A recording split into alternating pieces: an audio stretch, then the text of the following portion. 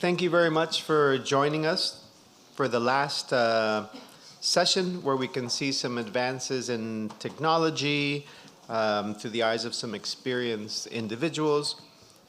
So I would first like to offer the floor to Lieutenant Colonel Sagui, who's the director of the Center for the Improvement of Post-Conflict Action related to demining and decontamination of Benin.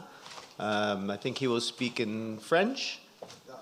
So please get your translation devices ready. So Colonel Sagui, the floor is yours. And please introduce yourself briefly before you start, s'il vous plaît.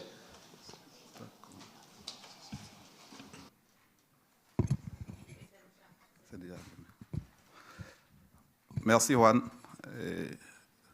Comme il a dit, je suis le lieutenant-colonel Sagui Guimond, je suis le directeur du centre de déminage qui est à Ouida. CPADD, c'est un sigle qui est très long, donc c'est pour ça qu'on préfère souvent l'abréviation.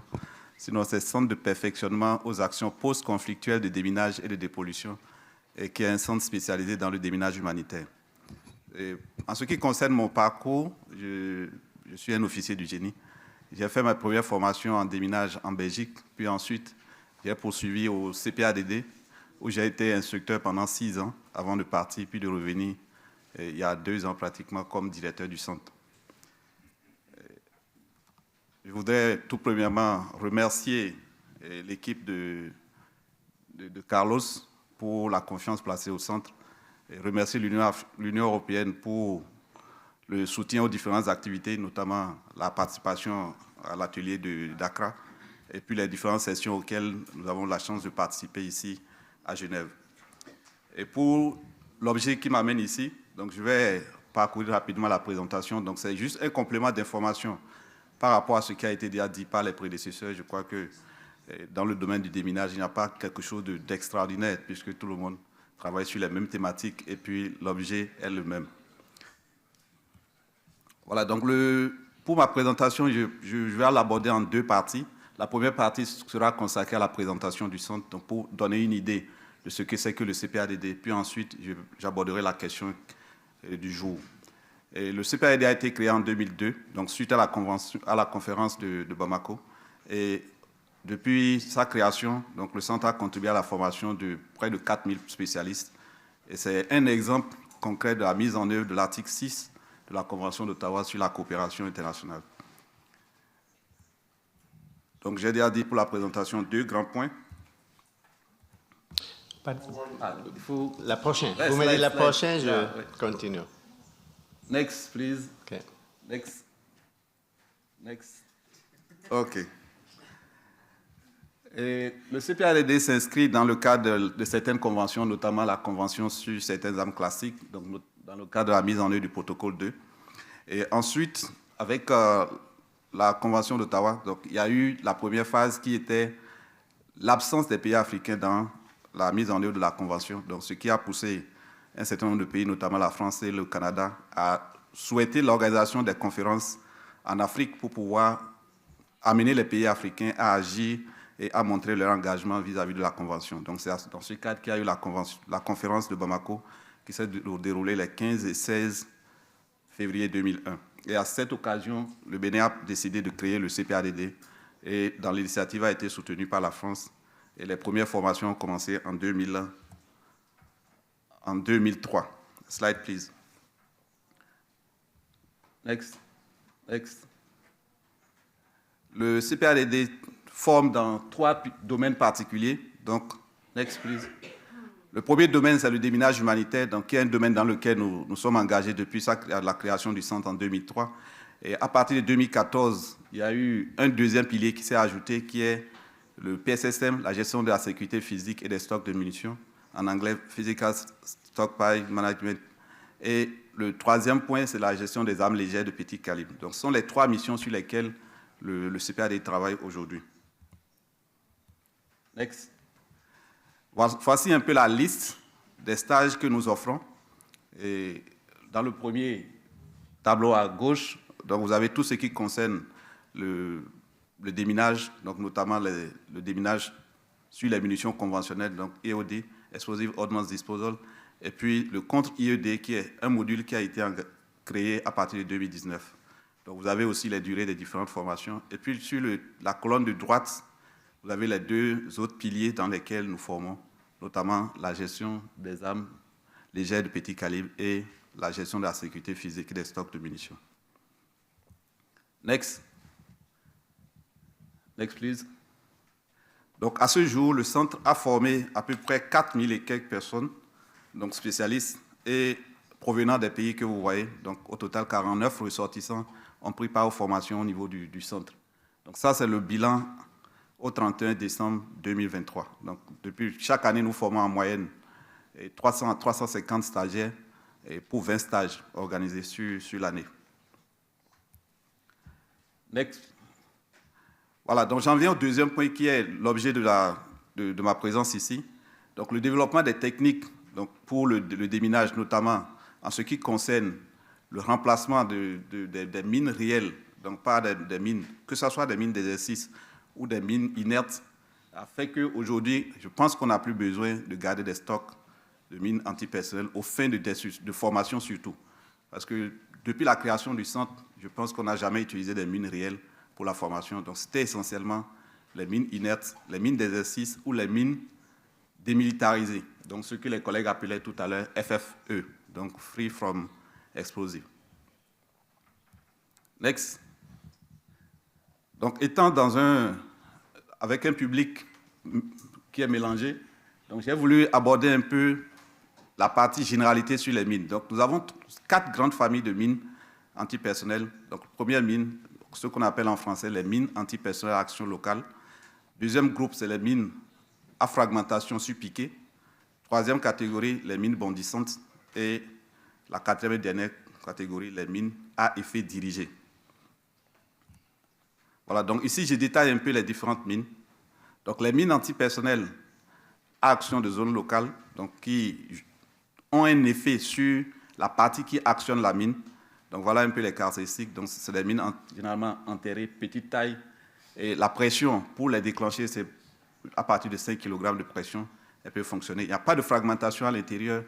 Et puis, les dégâts sont très, très localisés. Donc, c'est généralement la jambe qui actionne, qui est soit endommagée ou amputée plus tard. La deuxième catégorie, les mines antipersonnelles à fragmentation surpiquée, donc qui sont en fait des mines dont le support est soit un bois, soit un métal, et qui est constitué d'un corps métallique préfragmenté, et qui, généralement, le système de déclenchement, c'est avec des fils pièges. Donc, il y a un fil qui est tendu. Dès que vous tirez sur le fil, il y a la goupille qui s'enlève, et ça produit des fragmentations. Comme la mine est plantée au sol, donc les fragmentations sont généralement localisées dans la partie inférieure du corps. Mais certains peuvent aussi les placer en hauteur. Mais essentiellement, ces mines sont placées au niveau du sol, donc avec un effet d'éclat ou de projection à 360 degrés. Next, please. Voilà, donc, troisième catégorie, c'est les mines bondissantes. Donc, c'est des mines, en fait, qui sont conçues avec un système de charge de dépotage. Donc, il y a une charge en dessous de la mine, et quand vous la déclenchez, la charge va expulser la mine hors du sol jusqu'à une hauteur d'environ 1 mètre, 1 mètre 20. Et c'est en ce temps que la mine va fonctionner et produire des fragmentations 360 degrés. Et c'est des mines très, très mortelles. Et vous voyez ici les différentes distances, notamment le D, c'est pour le décès, donc c'est mortel à 50 mètres, jusqu'à 50 mètres, et ça peut blesser jusqu'à 100 mètres. Et vous avez des exemples de mines. Next, please. Voilà, quatrième et dernière catégorie, c'est les mines antipersonnelles à effet dirigé. Ce sont en fait des mines qu'on peut placer sur une hauteur, donc sur un arbre, et qui prennent en compte un axe. Donc, c'était généralement orienté vers les unités militaires. Et par exemple, il y a un axe d'approche et la mine va faire face.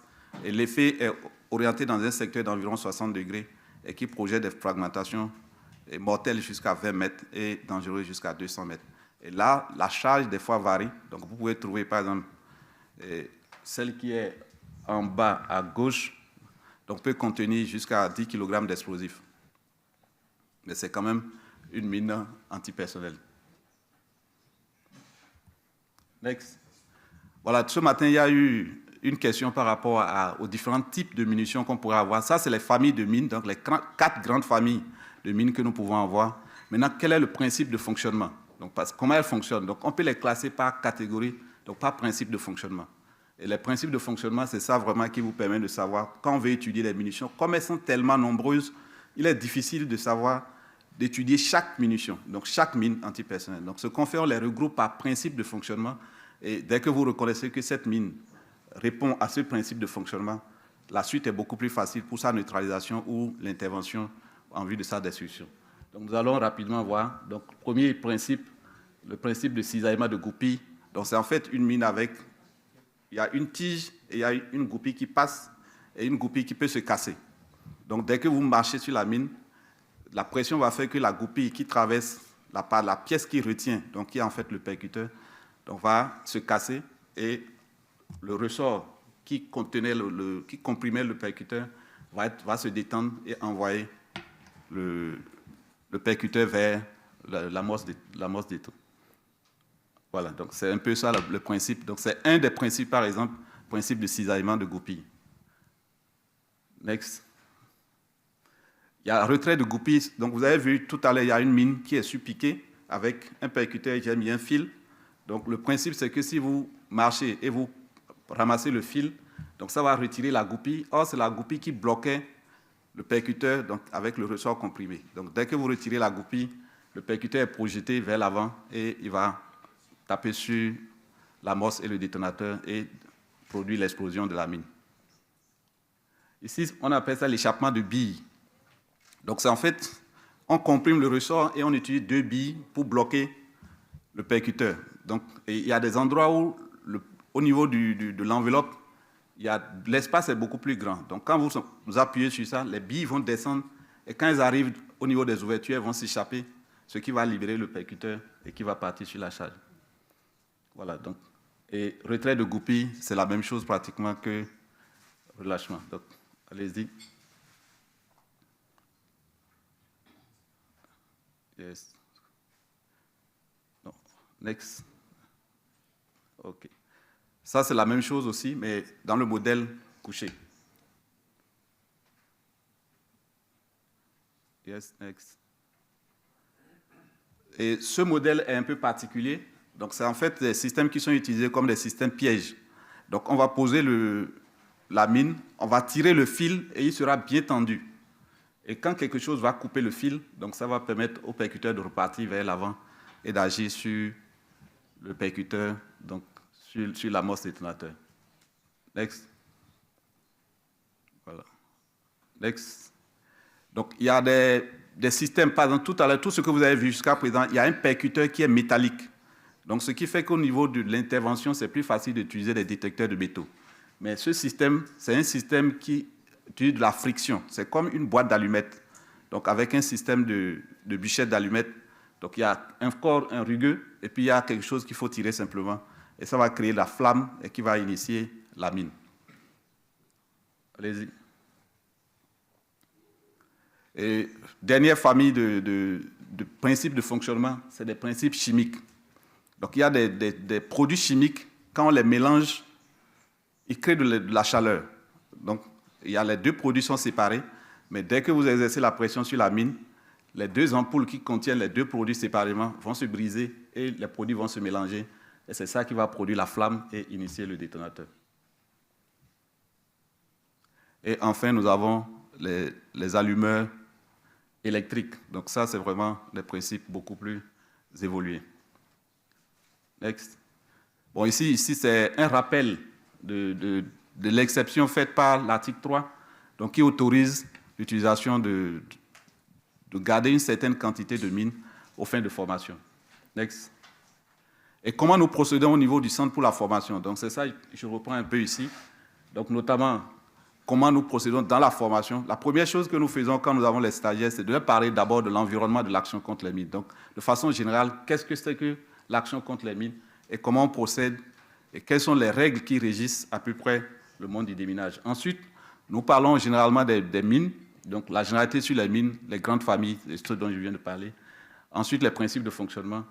Et nous passons ensuite à la neutralisation, quand c'est possible, et à la destruction. Il convient ici de rappeler que ce qui est recommandé par les normes internationales de l'action contre les mines, donc les AIMAS, c'est la destruction sur place. Donc, ça veut dire qu'il n'y a pas de raison, sauf si l'environnement ne permet pas de faire la destruction, il est presque interdit de chercher à neutraliser la munition. Donc, il faut privilégier la destruction sur place dans tout ce qu'il fait. Et ensuite, nous faisons l'évaluation des stagiaires qui nous permet de savoir s'il est apte à remplir sa mission ou pas. Next. Quelques rappels également. Donc, dans la formation, nous utilisons des codes couleurs. Donc, ce qui permet en fait d'avoir les facilités lors des stockages. Et en dehors des groupes de compatibilité dont l'a parlé déjà les prédécesseurs, nous avons les codes couleurs que nous devons respecter. Quand vous voyez sur une munition de façon générale la couleur jaune, un marquage jaune, ça signifie que cette munition contient de l'explosif. Donc ça, c'est le premier élément qu'il faut prendre en compte si vous arrivez dans un magasin de munitions, que ce soit de mines ou d'autres types d'engins explosifs. Donc, couleur jaune indique la présence d'explosifs. La couleur orange indique que c'est des munitions inertes. Donc, ce qui nous permet, par exemple, pour travailler avec les stagiaires, normalement, la mine que nous utilisons doit avoir un marquage orange, donc qui indique que c'est une munition ou une mine inerte. Et le bleu, c'est plus pour les munitions d'exercice. Donc, vous avez des écritures en bleu sur une munition, ça veut dire que c'est une munition d'exercice. Le deuxième point, c'est qu'au niveau des formations, nous suivons la norme 0930 qui définit en fait les niveaux de qualification et ce que chacun doit être en mesure de faire. Quand vous êtes formé EOD1, il y a des actions que vous pouvez poser et c'est essentiellement, par exemple, vous pouvez mettre à nu une munition, ça veut dire que vous faites la détection. Dès que vous trouvez la munition, donc la mine antipersonnelle, votre travail s'arrête là. Vous rendez compte à votre chef qui est beaucoup plus qualifié et c'est lui qui intervient pour la suite de la procédure. Maintenant, si lors de la formation, vous avez appris à détruire cette munition, donc vous pouvez faire la destruction sur place, mais il est pratiquement interdit de relever la mine. Et l'autre chose que nous enseignons à nos stagiaires, c'est que, par exemple, avant de savoir quelle est la méthode qu'il faut utiliser lors du déminage, il faut se rapporter à l'enquête non technique qui a précédé et à l'enquête technique qui ont permis de définir le type de munitions qu'on retrouve dans le milieu. Donc, la méthode qu'on utilise, les moyens qu'on va mettre en œuvre dépendent de ce que l'enquête technique a permis de révéler comme mine. Parce que, par exemple, s'il n'y a pas de métal dans les mines qui se trouvent dans cette région, il ne sert à rien de mettre en œuvre les détecteurs électromagnétiques. Donc, dans ce cas, on ne peut faire que par le déminage manuel ou utiliser d'autres moyens comme la détection par les chiens. Et les collègues ont parlé aussi de cette option. La première option qui était privilégiée, donc au moment où on a commencé le déminage, ce qu'on utilisait comme moyen pédagogique, c'était les mines démilitarisées. Donc on a appelé tout à l'heure free from explosive. Et ce sont des munitions réelles dont on a extrait les matières actives. Donc ça veut dire qu'on a enlevé le détonateur, on a enlevé l'explosif qui est contenu à l'intérieur et la mine qui reste n'est plus active, elle ne peut plus fonctionner. Mais cette procédure, tout à l'heure, M. Collins l'a dit, il a dit que c'est facile à faire, mais c'est très dangereux. Donc il faut vraiment être un spécialiste pour pouvoir s'y engager. Donc nous ne recommandons pas aujourd'hui ces mesures de démilitariser les munitions en vue de la formation. Next. Voilà, donc c'est vraiment dangereux d'utiliser cette procédure-là, même si c'est le moyen le plus réaliste, puisque c'est la mine elle-même dont on a vidé les substances actives. Donc elle n'est plus active, elle est réaliste, elle présente les mêmes caractéristiques que celles qui contiennent de l'explosif, mais la procédure est dangereuse à appliquer. Donc il faut vraiment être spécialiste. Deuxième catégorie que nous utilisons le plus, qui est aujourd'hui la plus utilisée par les différents centres de formation, ce sont les mines inertes. Et les collègues l'ont dit tout à l'heure, c'est la même forme que les mines réelles. Elles présentent plus ou moins le même poids, donc si elle est bien réalisée. Il n'y a pas de chaîne explosive, c'est-à-dire qu'il n'y a pas de matière active à l'intérieur. Et elles sont faciles à utiliser. L'avantage des mines inertes, c'est qu'elles permettent de faire d'apprendre aux stagiaires à neutraliser, puisqu'elle est démontable, donc on peut la démonter et remonter une fois. Et chaque apprenant apprend facilement comment elles fonctionnent et comment il faut intervenir sur ces mines quand elles sont découvertes. Next. Et là, je précise que sur ces mines qui sont inertes, soit c'est la couleur orange que vous allez trouver, donc un marquage orange, ou l'inscription inerte donc sur la mine, ou carrément la mine est faite en couleur orange. Troisième catégorie de mines qui sont utilisées également, c'est des mines d'exercice. Donc les mines d'exercice, en fait, viennent en appoint aux mines inertes. Donc c'est des mines qui peuvent produire des effets sonores, qui peuvent produire des effets fumigènes. Donc, ce qui permet dans l'apprentissage pour le stagiaire, quand il manipule mal ou bien il fait un geste maladroit, ça peut produire cet effet, mais ça ne peut pas le blesser. Mais ça lui permet de se rendre compte que si c'était dans la réalité, il aurait été soit blessé, soit tué. Donc, ça rend les stagiaires beaucoup plus vigilants et ils appliquent mieux les mesures de sécurité qui sont liées à chaque type de mine. Voilà, next. Ici, je termine par quelques suggestions. Donc, comme je l'ai dit en introduction, ce n'est pas, de mon avis, ce n'est pas nécessaire de garder des mines actives à des fins de formation. Donc, on peut passer à ces solutions alternatives et qui peuvent être profitables pour tous. Donc, je suggère ici qu'on encourage les États à passer plutôt à l'acquisition de ces types de mines et à détruire les stocks de mines qu'ils détiennent aux fins de formation. Et pour y parvenir, il y a une solution qui a été proposée hier, je crois. C'était que la convention, au niveau de la convention, qui est peut-être un appel de fonds, pour qu'au niveau de la convention, qu'il y ait une réalisation de stock de mines d'exercice, de mines inertes. Donc, je crois que c'est faisable, pour que les pays qui en ont besoin, parce que ce n'est pas de toutes les munitions que les pays ont besoin. Chaque pays, en fonction de ce qu'il retrouve sur son territoire, pourrait s'adresser à la convention pour pouvoir avoir ces modèles et qui peuvent aider à la formation de ces techniciens.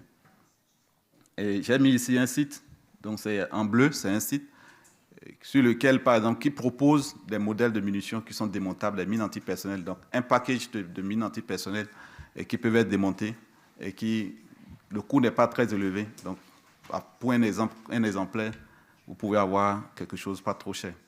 Donc, je pense que, en définitive, c'est très important qu'on accepte mettre fin à l'exception de l'article 3 et à passer à l'utilisation d'autres moyens qui sont aujourd'hui beaucoup plus faciles à obtenir. Next and last. Voilà, donc je crois que j'ai déjà résumé ce qui est là. Donc, pour moi, c'est la proposition la plus importante. Il faut qu'on interdise carrément l'utilisation de ces mines parce que les victimes, les véritables victimes, sont des innocents, sont des enfants, sont les femmes qui vont chercher du bois pour subvenir aux besoins de la famille. Ce n'est pas vraiment les militaires, parce que quand vous faites les statistiques entre le nombre de militaires qui sont touchés par les mines et le nombre de civils, c'est généralement le plus fort taux se trouve au niveau des civils donc, et des femmes. Dans nos villages, dans nos villes en Afrique, c'est plus les femmes qui vont chercher du bois, qui vont chercher quelque chose pour la famille. Les hommes travaillent plus dans les bureaux. Donc, ce qui fait qu'au finish, ce n'est pas avantageux de garder ces stocks de mines. Merci. Thank you very much, Colonel. And I think that we'll save our questions for the end, as we did with the last panel. So I'll now hand it over to Simon Elmont from Humanity and Inclusion for his presentation. And Simon, if you can introduce yourself briefly for thank you.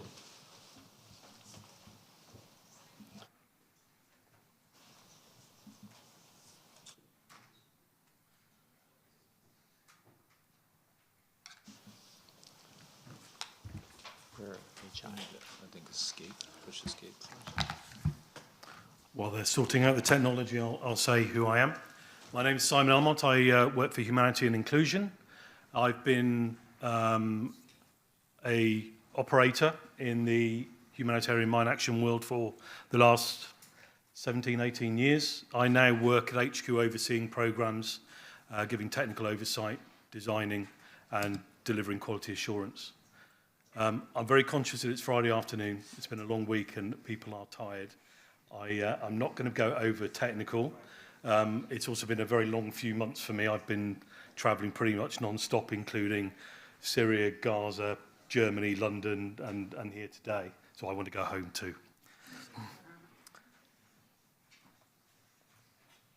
A lot has been said today, and it's been very interesting, and I've actually sort of decided to change slightly what I'm going to say because of many things that have already been said. So I'm not going to go over the same thing, but also it's highlighted a few issues for me, and I'm going to come on to those in a moment.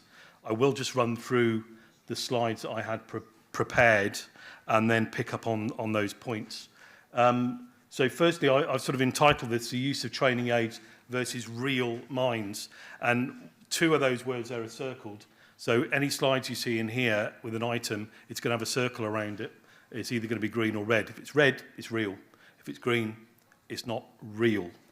And then I'm going to talk a little bit about those two words and a whole list of other words that we've all been talking about today. And this is where I think there's an issue that we all need to address, because terminology is running a bit riot with this subject, and I think it's something that we need to be aware of. Slide, please. So first of all, the use of training aids. What do we use training aids for? That might sound like a really obvious question. We train with training aids, but actually that's not so simple. There are different kinds of training where we need different kinds of training aids. Some can be very basic and some can be very technical. There is also training aid use where we're not doing any training at all. We're informing or we're carrying out influence. So that little list there, and we can just run through them quickly. Firstly, recognition.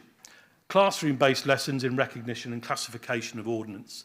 So many of us who work in this world know that we have an ordnance classification system. Landmines are part of Land Service Ammunition, or LSA.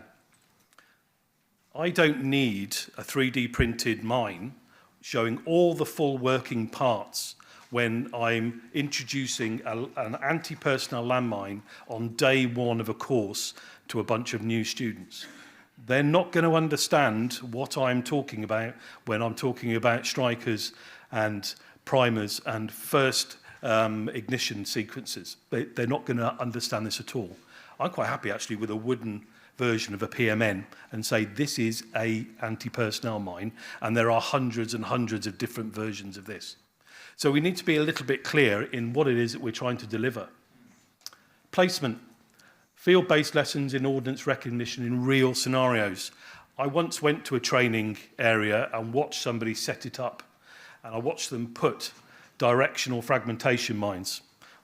We probably refer to these mainly as claymores or mons.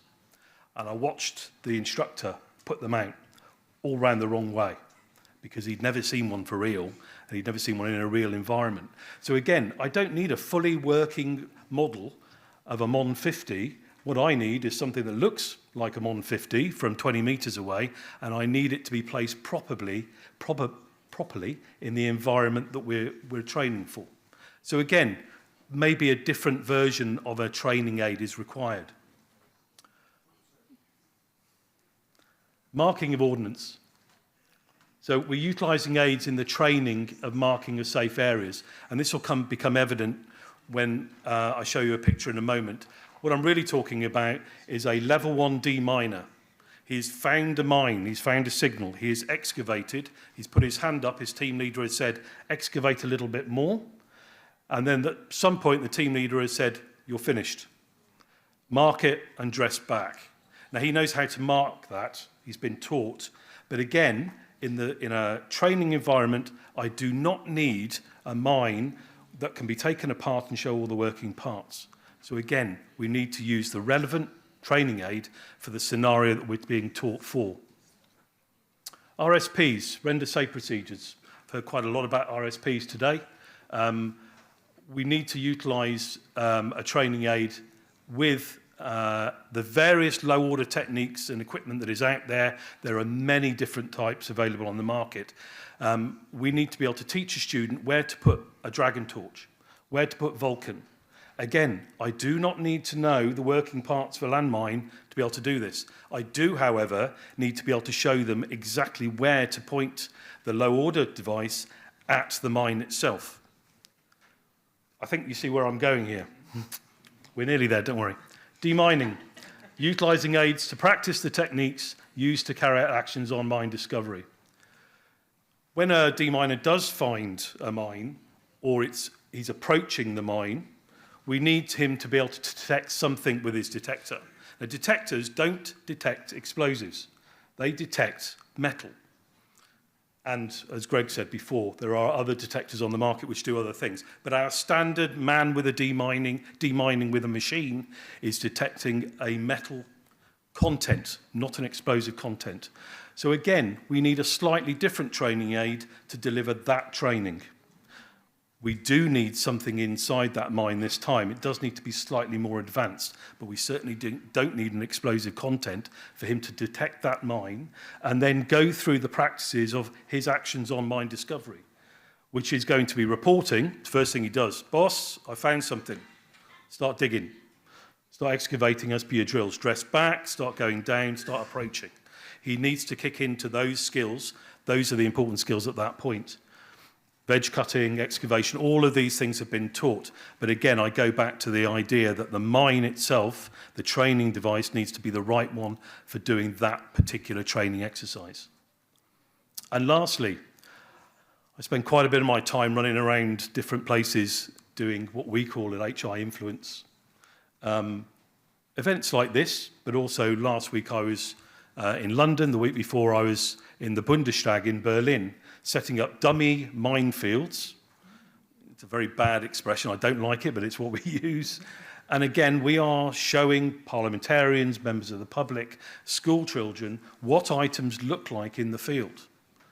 Now, again, I don't need a full-on working device because I'm not going to start taking this apart and teaching a 6-year-old kid how it works, God forbid.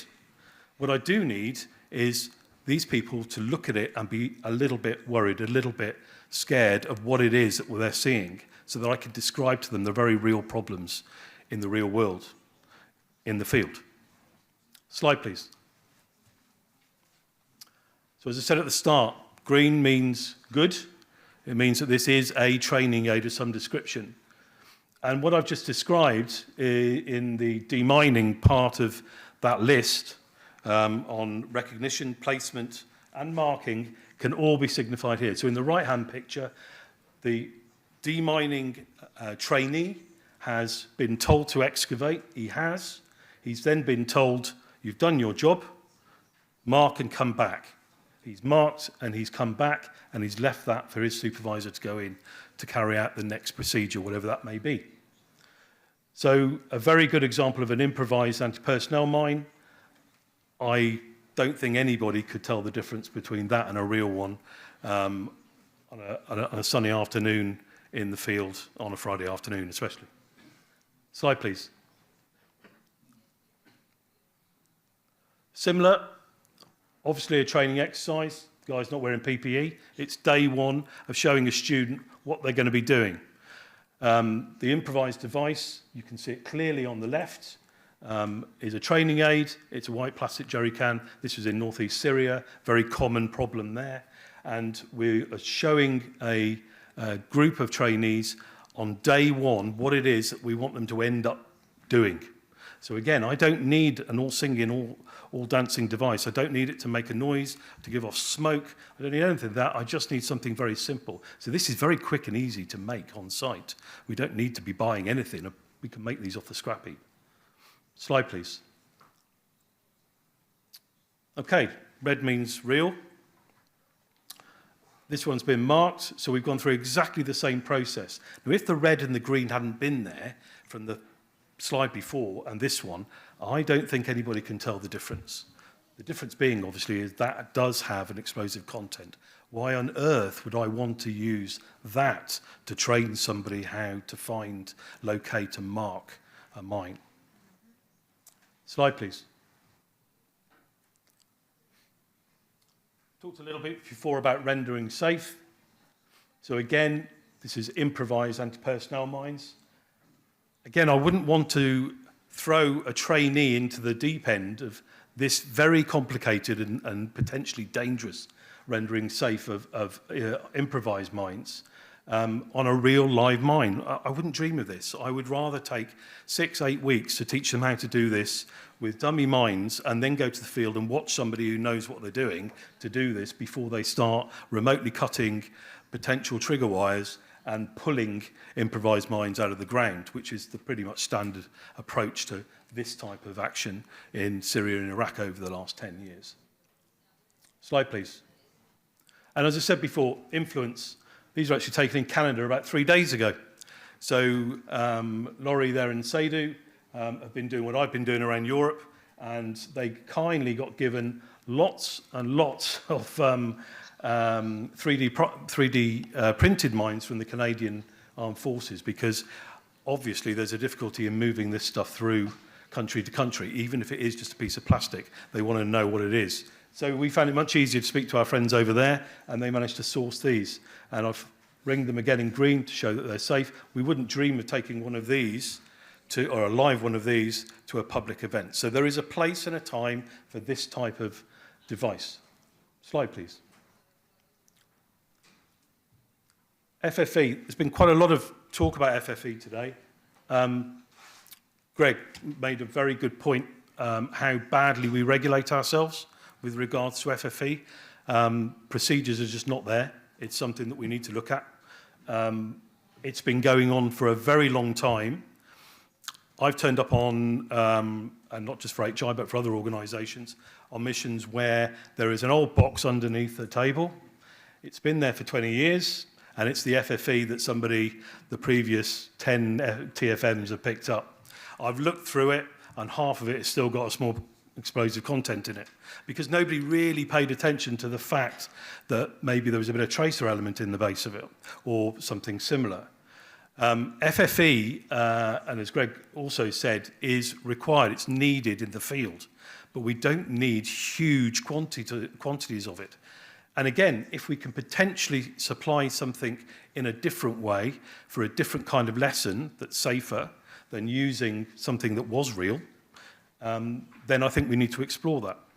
And I think this is the crux of what we've been talking about today. Slide, please. FFE registers are a nightmare. Absolute nightmare. Not two are the same. Everybody's got their own different design about how to do it. This was one in Libya about 12 years ago. This was what I did then. But if I was doing it now, it would be completely different. And I would register it with the national authority, which we've not required to do anywhere. Nobody ever asks for these in the field.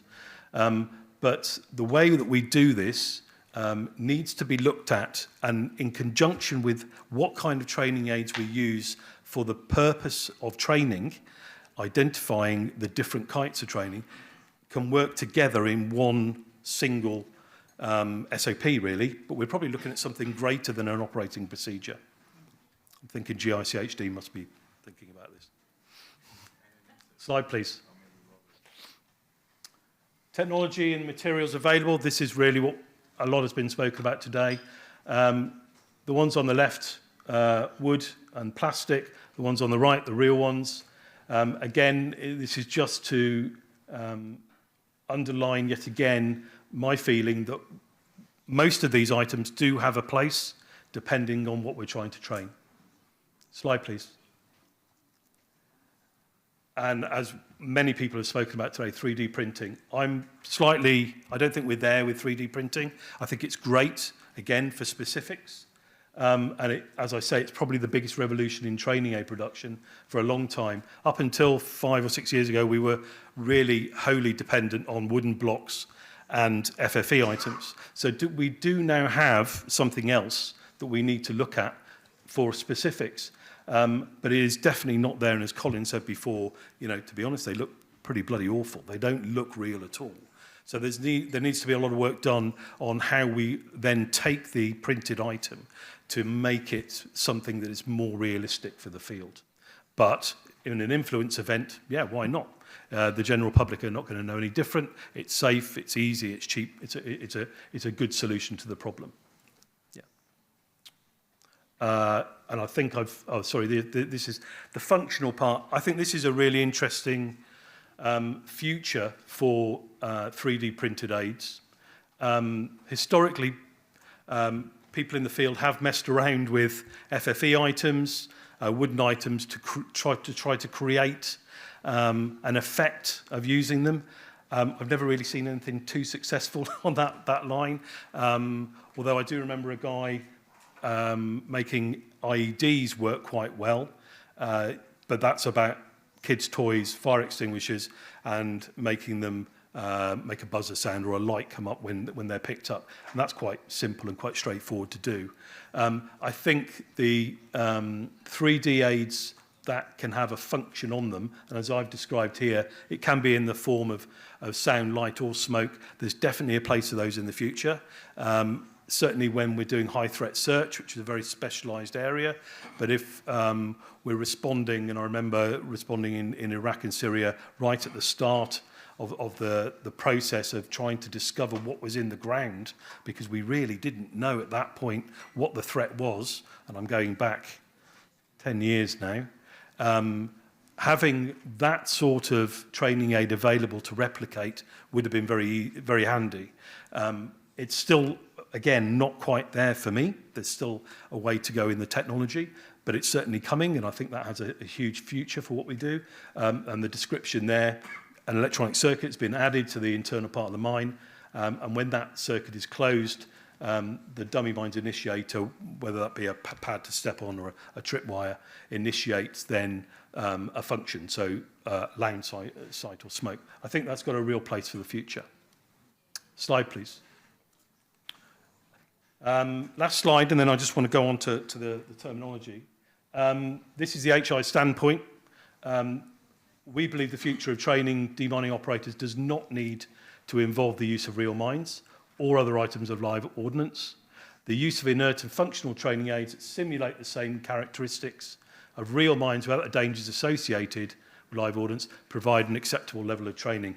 And I really do believe that to be the case. I don't believe that we need to hold any stocks of anti-personnel mines at all.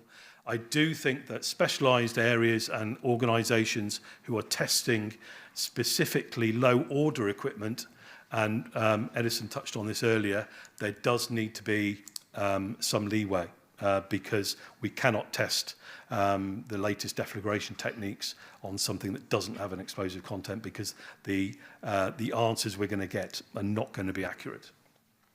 And just to address the point I started off with about terminology, today I've been scribbling down as people have been talking, we've had different presentations, and so far, and I might have missed some, I've heard inert, replica, training aids, dummy, free from explosive, surrogate, and homemade.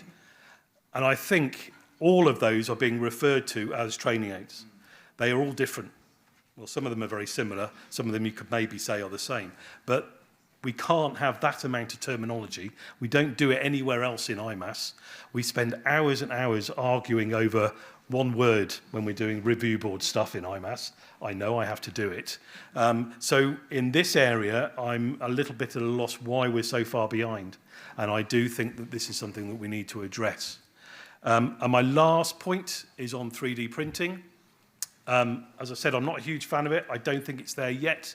And I'm going to say a horrible word that everybody's going to curse me for, but I do think that there needs to be a look at regulation of how we print. Because if you print a very accurate version of any piece of ordnance, but specifically an anti-personnel mine, it's very easy to put that little bit of explosive fill and a detonator into it to turn it into a real anti-personnel mine. We've seen it already with hand weapons, handguns in America. It's quite a thriving business.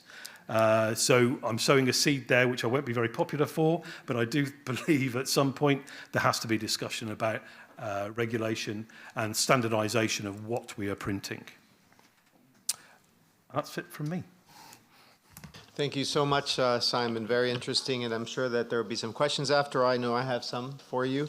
So now, for the last speaker, I'd like to give the floor to Hans, and then we'll open up for questions. Hans, you want to... Should I go over there?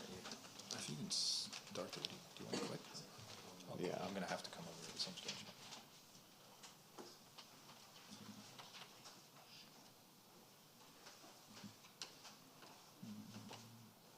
There you go. Can you go to the beginning, the first one? All right, start there.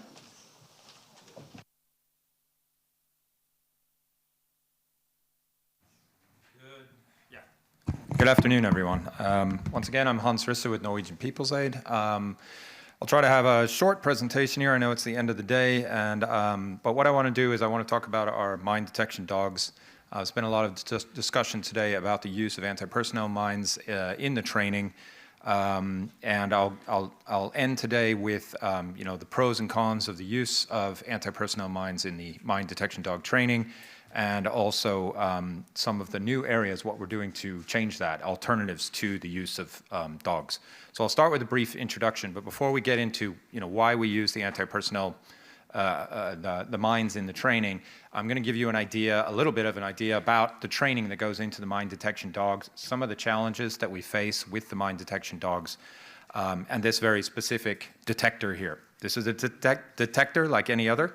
It functions under the right conditions. So we'll try to give you an understanding of when it works, when it doesn't work, when's it's best applicable for operational uses, and how we get those dogs ready. Next slide, please.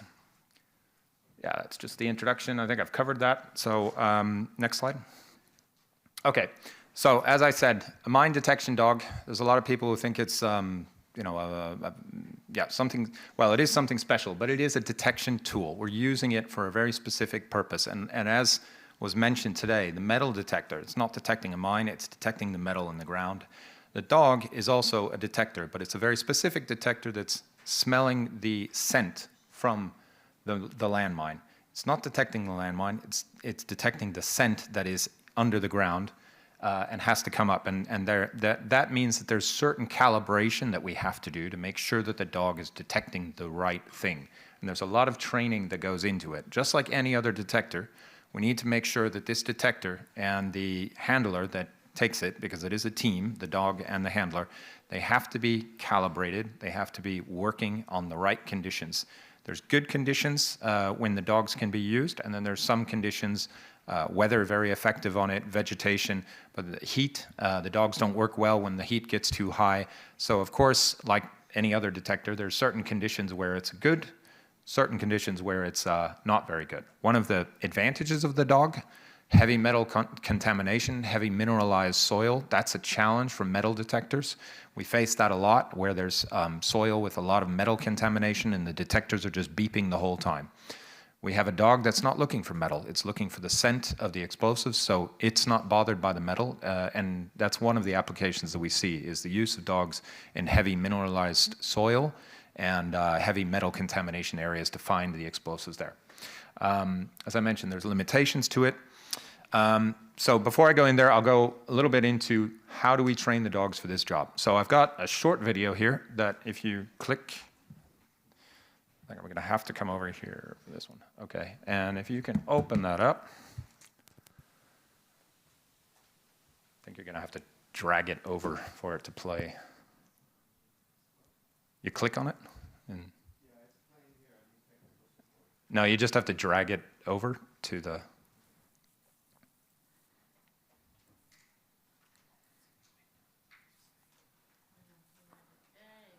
Yeah, and go back to the beginning. Yeah, so this is a short 27-minute video. So I've okayed this with Juan Carlos. I'll just let it play. There's puppies here, and I'll get a coffee and come back in a while. But yeah, actually, I'll come over here because I'm going to speed this up so that we're not here all day.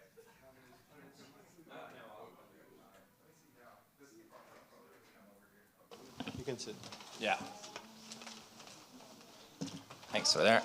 So, puppies. So how do we start training mine detection dogs? We start with when they're puppies. These are new mine detection dogs starting out. Now, there's a lot of this kind of, we joke about this. I'm going to have to, let's see, where is the fast forward button? Anybody who really wants to watch 27 minutes of dogs, that's fine with me. Just let me know. Contact with people. We start socializing the dogs right away. We start training them to be with humans. There's a lot of play involved at this age. This is actually, looks like a lot of fun, but there's a purpose to this. This is the prey, trying to encourage the hunting instinct of the dog. A lot of people ask us about the type of dogs. We've worked with several dogs. The ones that we prefer are the Belgian Malinois. These are our favorite dogs, and I think a number of other operators that use mine detection also prefer these. So this actually looks like a lot of fun. We joke about these people have the best jobs in the world, playing with puppies all day. We call them puppy activators. That's actually a job title. But this is serious work here, trying to get them fit and trained. And there is a real purpose in everything they're doing. So I'll just skip ahead here. They start on, interacting. They're playing with in this case, the toy. This is their prey drive, trying to get them to be searching and hunting and encouraging them to do this. And it's all for a purpose there. Let me see if I can keep forwarding. Am I going backwards? Oh, sorry, I'm going backwards. Sorry, that's gonna take all day. Transport. We start getting them at an early age, used to being in kennels and transport, get them working. You can see the dog is now getting a bit older. He's aging very fast here in this video. And he's getting used to small obstacles. He's again playing with the toy, playtime in different things. We want to make sure when we have the dog center, we have a lot of cats around there. And a lot of people say, why do you have cats at a dog center? It's, again, very purposeful because they don't want the dog to be distracted. He has to be exposed to distractions so that he's concentrated and focused on what he's searching for. Yes, they are basically taken care of. This is basic search, again, trying to find the toy at an early age. And one of the things I'm going to point out here in this 27-minute video as I go through here, so no need to worry, very young puppies are not exposed to explosives. There are no explosives involved in that stage. Dogs actually aren't exposed to the, so in this 27-minute video, the first time they'll be exposed to explosives is probably about minute 20. They're 9.5 to 10 months old at that stage. They're sort of young adults, late teenagers when they're exposed to that. This is a Kong. You'll hear a lot about the Kong. This rubber red toy is very important because that's, in a way, they're obsessed with this toy. And they're trained to be obsessed with this toy. They want it. It's their reward. It's positive feedback. When they do something good, they get to play with the toy. And this is really the driving mechanism of the dog. The dog is oftentimes looking for something when it's trained so that it will be allowed to play with the toy. So the Kong, the red toy, is again introduced at a very young age, and they start looking for searches. They've hidden the Kong somewhere. The dog has to find it. Again, this is all very serious work. There's the dog. Is he going to get it? Oh, he's trying. Yeah. He'll figure it out. So reinforcing the use of this Kong is important because, as we'll see here, almost, come on. He's going to get there eventually. There you go. Smart dog. Focus is another one. They're not allowed to touch it until the handler says so. So this is something else. Again, socialization, preventing them from being distracted from things. They need to go out and walk. They need to see people. They need to see other things. So this is all, again, part of the play, keeping them focused and not distracted easily by things. These are all traits that we want to have in the mine detection dog. And yeah, just go through this trip to the shopping market. There again, they're searching for the red Kong. This is in different environments. Again, getting them very, very focused on searching for things and being rewarded with that Kong. You'll see when they find something, they are rewarded with the chance to play with the red Kong. Now, this is where they start getting a little bit more training, specific training here, where pieces of the red Kong, again, there's no explosives involved in the training yet. It's pieces of the red Kong. The dog knows the scent of the red Kong, the red toy. And again, it's searching in a very basic way for that toy so that he can, he knows when he finds it, the handler will give him the Kong. So it's reinforcing that positive behavior in the dog. And again, this is different off-ground search, above-ground search. These are different search techniques. They're also training them to walk on a leash. We start training them on search patterns, but then also search patterns, searching techniques, basic search, more advanced search. I'm missing the forward button again, sorry about that. There we go. Off-ground, where am I now? Started going backwards again. Search patterns. This is teaching the dog to move in a straight line. This is important for the search pattern because eventually they're working in boxes where a suspected area will be, and the dog moves forward on the leash, and you'll see these barriers are teaching the dog which way to move. And so the barriers there get less and less as the dog gets trained and eventually removed. And the dogs are trained to sit when they find what it is, and they wait in a passive way, and then the handler gives them the reward, the toy. So here is again training them on search patterns. This is working in a box. You see the yellow tape is the mind box. And here we're going to introduce a very specific tool. Now this is a carousel, as we call it. It's a small component where the Kong has been, those little containers at the end of the wheels, the spokes of the wheel open up and the Kong is hidden in it. This is what we call imprinting. So the various different boxes there on the ends of the spokes have different items in there and can be put in with different scents. So again, the dog is told, you know, find a toy, he finds it, he's given his reward. Now this is where we start introducing other elements, other odors. This is the imprinting process. So the dog again is still searching for the red toy and a small bit of the red toy, but this is where we start associating another scent with the reward, with the toy. So here is where we are introducing, for example, the first explosives. The dog is now 10.5 to 12 months old, so he's a young adult, teenager, and this is where and this process we'll come back to, because essentially we can train a dog to search for anything. We can train, as long as we associate that positive reward with his toy, with this new scent that he has, he will look for it, he or she will look for it and find it. And this carousel is one way that we have to imprint the scent that the dog is looking for. This is, again, obedience training so that the dogs are well trained. Again, very important. Fitness training. There's a lot of fitness training. They got to be fit for their work. They go for swims. They're on the treadmills. More advanced obstacle courses. And searching, and here we go, where is it here? Let's see, can't see that timer. Oh, so this is the first time they're actually working on a minefield. Now these are not live mines. There is no detonator in it. It is buried anti-personnel mines with just the main charge. So it can't actually be set off, but we're using that.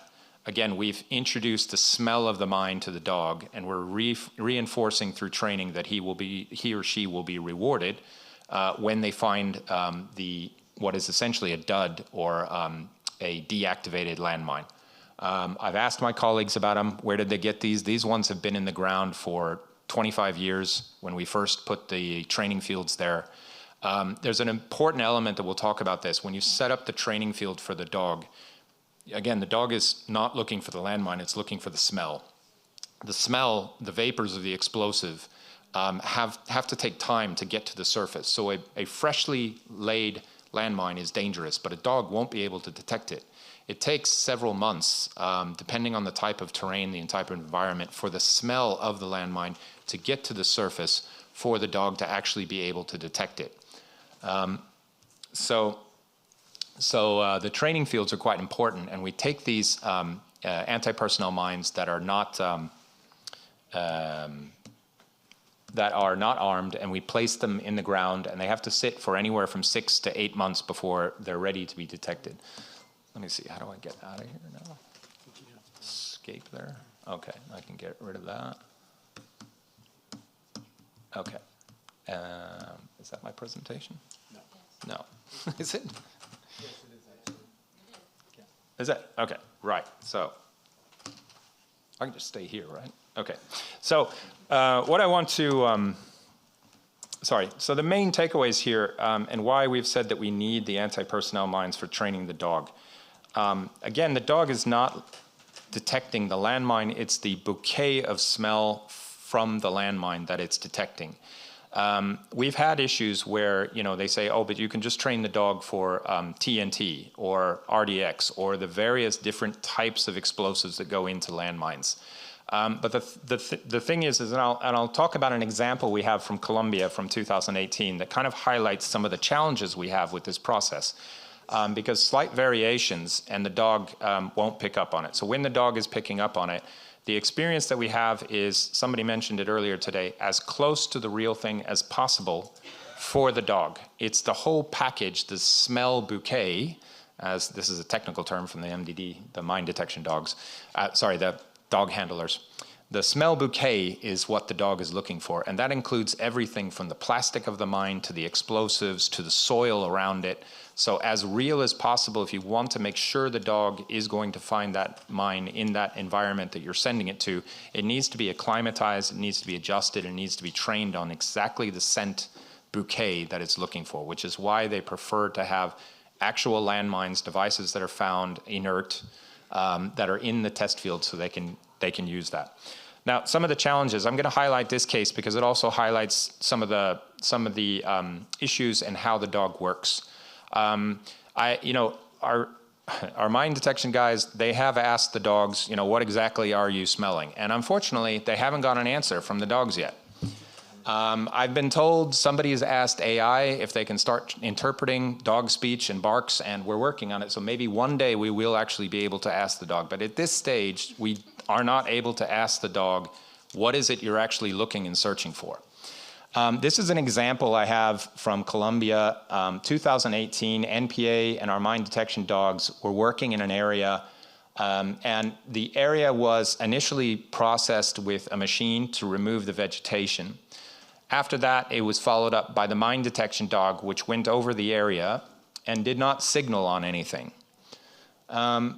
A few months later, the manual demining teams were here working in another area, and one of the team leaders was walking by, and after some rain, he had seen basically what's exposed in the upper left corner, which was part of, in Colombia, as we've heard already, a lot of these are improvised explosive devices. I'll talk about improvised explosive devices because they present a lot of challenges for mine detection dogs. But what happened essentially was, what was determined was the manual team came out and they found this device that the dog had not signaled on. Now, in most circumstances, this was a very serious issue because this is a missed mine.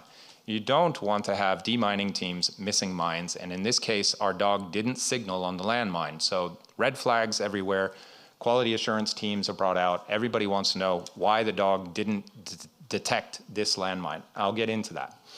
One of the challenges with improvised explosive devices is you're building them artisanal construction of homemade devices.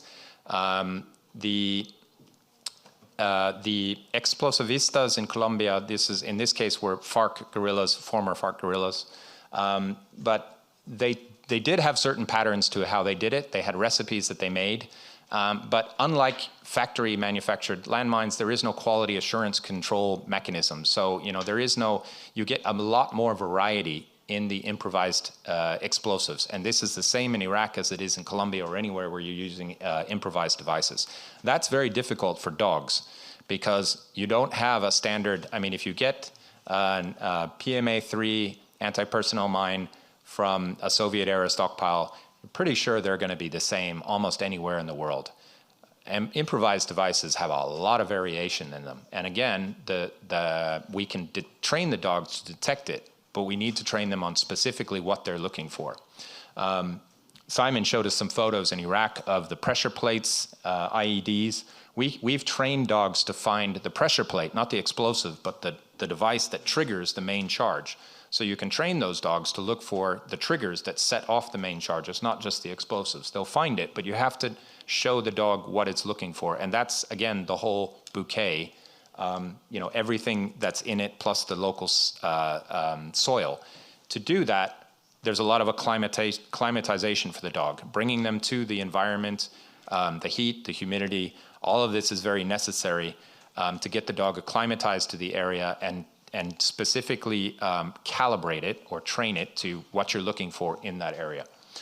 in the case of this one, we were very curious about why the dog didn't signal on this.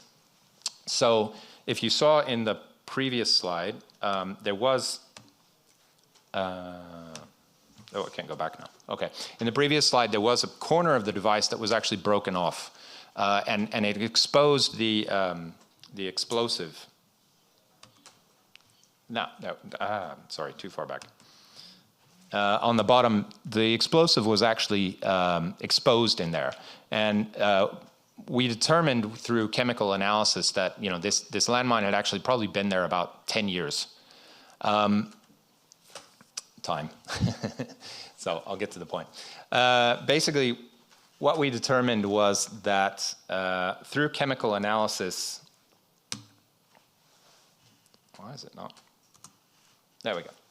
Through chemical analysis, the highlighted one you'll see, the explosivistas that are working in an area, when they put the devices in Colombia, they generally use the same explosive mix. So these were, the top two were devices from the same area, and they were using a mix of ammonium nitrate with aluminum powder as their explosive.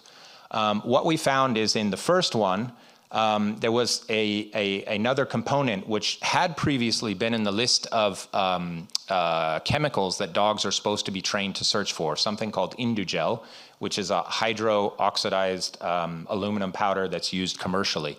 That had been removed. And so the dog signaled on the first item. Well, he didn't signal fully, but he showed a lot of interest in it. But he didn't sit and say, this is a landmine. But he said, something's here, I'm just not sure if it's the right thing. The second one, which is the device that I showed previously that the dog did not detect on, what the chemical analysis actually showed was that the ammonium was gone from this specific device. It had been exposed, water had come in there, there was nitrate, but there wasn't ammonium nitrate. Now, looking at the device, humans see a device, we see it and we say, that's a landmine, this is a concern, we need to look at it. The dog smelled it and said, this is an explosive, and he went on. What we learned about this was, yes, the humans saw it and thought, oh, this is a landmine. The dog was actually right. This could not have functioned. This was no longer an explosive device. The Tolomida chemical lab that did the chemical analysis confirmed that this device would never have functioned because essentially it was only nitrate. There was not enough ammonium to actually make it an explosive device anymore. Our dog smelled that and said, not explosive, I'm moving on. So I raised this as one way of showing some of the challenges there and some of the conclusions from this example. The MDD was retrained on that same scent. The same one was given him a capability test, a calibration, given a sample of that and said and taught to be rewarded when he receives it. And then he was able to detect all of those devices as soon as we told him this is what we really want. And again, it comes back to that improvised devices, exposures to elements, changes the chemical makeup of the device, and it presents a lot of challenges for the mine detection dogs. Again, the point for training is, again, we want to train them on as close to the real thing as possible. Yeah. Moving on very shortly. So the pros and cons of use of actual AP mines. I've tried to emphasize that. One of the reasons is it's really the only way to confirm and have real confidence that the dog is going to find what you're actually asking it to look for is by using as close to the real thing as possible. Alternatives for the mine detection dogs, there's a lot of testing according into the IMAS standards to make sure the dogs are working. These involve large training fields that have to be seeded with explosives, preferably the anti-personnel mines defused. They have to sit there for months before the training field is ready. And so a lot of those are one way that we know it works, and we're confident that the dogs will work. Some of the downside for the use of it, obviously we're dealing with a dwindling stock of landmines. And also the landmines that do remain in stocks are becoming less and less available and less more and more restricted. So it's getting difficult for us to find the real landmines so that we can actually train the dogs on them. And also for the, it takes time to set up these training fields and the quality assurance for those dogs. So there are upsides and downsides for using the AP mines. What I'll what I'll end with here, sorry, if I can, yeah. So we are looking at developing alternatives to the use of the landmines. As we said, we can use specific explosive elements, but it's not the whole package there.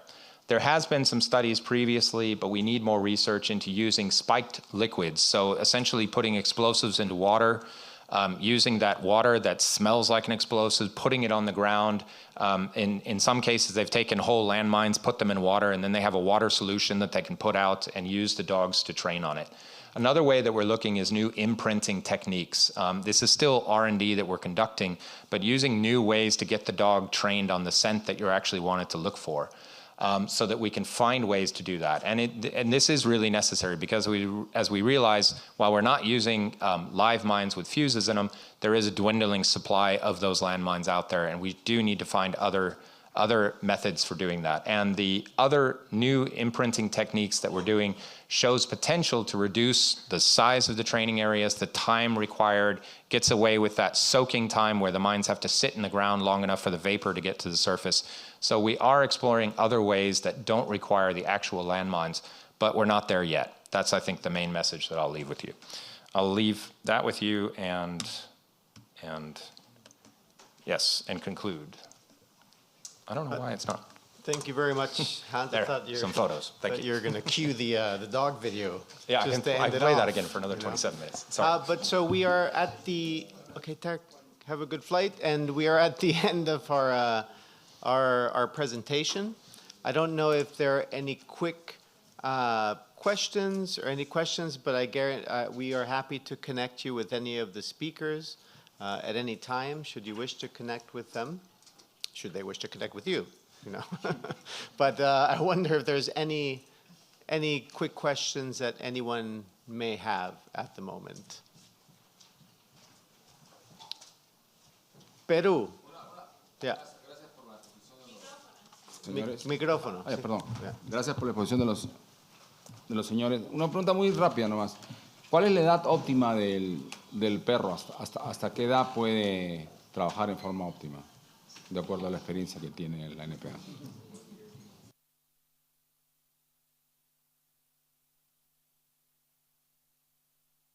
Yeah, the optimal age, I mean, they do need to be quite fit so they're out in the field. So, I mean, they're generally 1 to 2 years old.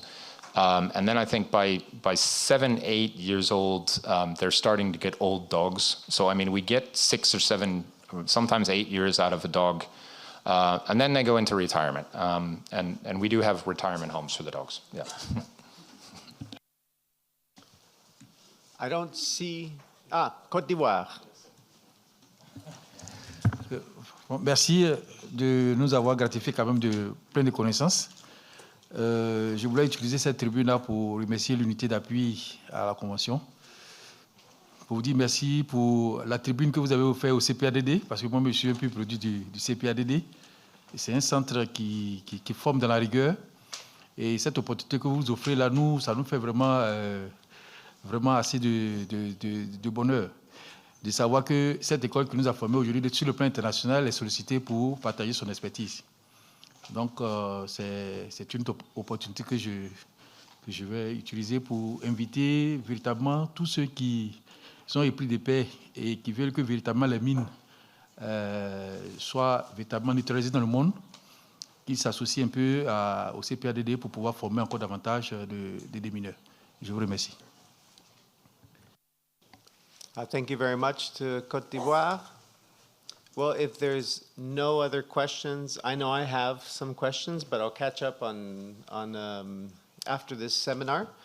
But I'd like to thank the speakers very much for their presentations. And as I said, if anyone does want to get in touch with the speakers, we're happy to connect them. So thank you very much, and a round of applause for the last speakers. And now I'd like to simply invite His Excellency Lee Panreth and Marqueta to join us here for some closing remarks. Thank you, Juan Carlos. Dear colleagues, I'm pleased to join you in this seminar since the morning. It feels invigorating to be here after 3 days of intersessional meetings and first preparatory meeting that ended yesterday. The formality there seemed a bit energy consuming sometimes. So with this ambient and a number of participants, we can talk more candidly, asking questions, exchanging perspective and insights. I think I feel inspiring here. So we started the morning with a simple but a very powerful question from ICBL colleague. Do we need to retain minds? From my understanding, there are states which retain no minds, and states which retain a reasonable number of minds, and states which retain the excessive number of minds. While the ultimate goal is zero retention, I think reduction of the number of retained minds is also an indicator of success. So we are here to make sure that we understand the risk of using a lie anti-personnel minds, and to explore alternatives, inert, FFE, surrogate, and the 3D printing. We understand the tangible benefit of these alternatives, but there are also the drawbacks, the danger and cost associated with this. I found this seminar to be inspiring, and we should continue this dialogue. At the same time, I also encourage for the individual country seminar, which we can discuss the specific matters, like the reason why the country need to retain minds, and the most suitable alternative to using the lie and the personal minds. So with this, I would like to thank, all the participants. It's like to conclude now. To all participants for your efforts, your time here, and to the ISU for organizing this seminar, and EU for making this seminar happen. EU, which is represented by Mrs. Marketa Homokova today. Thank you.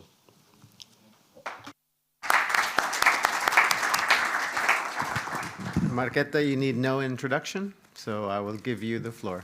Thank you.